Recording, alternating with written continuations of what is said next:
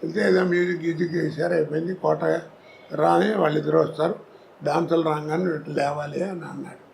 సరే అని ఇట్లా లేద్దామని రెడీగా రిహార్సల్ చేసి కూర్చున్నాం. తక్కువని యాక్టప్పుడు జ్యోతిలక్ష్మి జయమాలి ఇద్దరు వచ్చారు. ఎదురు వచ్చి నా తోళ్ళ మీద కూర్చున్నారు. నాకు ఎట్లా ఉంటుంది, సినిమాలు ఎట్లా చూసాను, అంతే కదా. 10 టేకులు తీసుకున్నా. ఏందంటాడు. అప్పుడు జ్యోతిలక్ష్మి గారు అంది, మీరున్నాడు నేను చెబుతాను, ఏమంటే నీకు ఆశ్చర్యం వేస్తున్నావునా?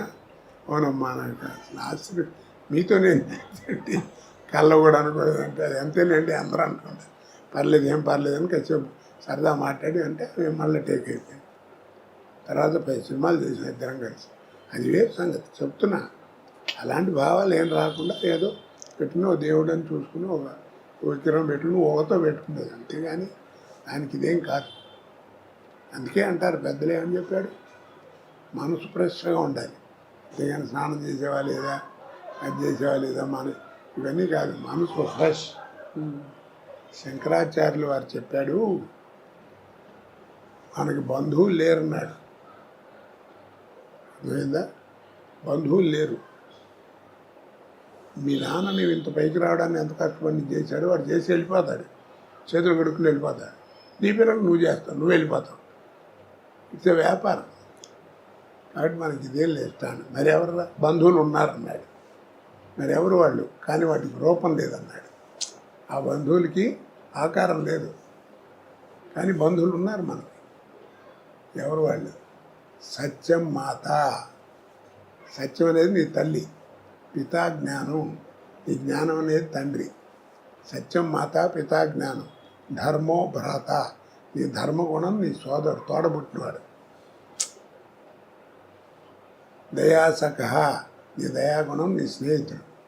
శాంతి పత్ని, నీ శాంతి గుణం అనేది నీ భార్య. క్షమాపుత్ర, క్షమాగుణం అనేది నీ పుత్రుడు. షడైతే మా బాంధవ, యారేరా నీ బంధువులు అన్నాడు. సత్యం మాత పితా జ్ఞానం ధర్మో భ్రాత దయాసఖ శాంతి పత్ని క్షమాపుత్ర, యారురా నీ బంధువులు. అందుకని గుణమె చేసి చెప్పు అంటాం మనం పెద్దవాళ్ళు. రాత్రులు పడుకున్నప్పుడు మనిషి బాగుపడాలంటే ఏమి చేయక్కర్లేదు, అలా పడుకుని గుండె మీద చేసుకుని ఇవాళ ఈ ఆరుగురితో ఎలా ఉన్నాను నేను అని ఆలోచించుకో, చాలు నువ్వే బాగుపడతావు. ఎలా ఉన్నా, మంచిగా ఉన్నాను చెడ్డగా ఉన్నాను ఏంటో నాకు నీకే తెలుసు. ఇక్కడ నీ క్వశ్చన్ ఆయన చెప్పాడు, సమాధానం కూడా ఆయన చెప్పేశారు. అవును, అది జీవితం. కాచి వడబోస్తారు సార్ జీవితాన్ని మీరు అద్భుతంగా.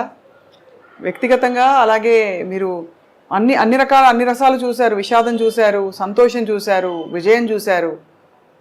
మరి నేను పడ్డ బాధలు ఎవరన్నా పడ్డారు, నీకు తెలుసు కదా అన్ని. అవును సార్. మరి నా కీర్తి ప్రదేశ్లో అంత గొప్పగా ఇచ్చాడు, బాధలాడ ఇచ్చాడు. నా అదృష్టం ఏంటంటే ఈ రెండింటిని తట్టుకునే గుండె ఇచ్చాడు. వాటి చేతి తాగిపోతే ఎప్పుడో నాశనం అయిపోయాడు. మంచి జీవితాన్ని ఇచ్చాడు. ఎంత మంచి జీవితం చూడు, ఎవరు ఎట్టక్కల చెయ్యి.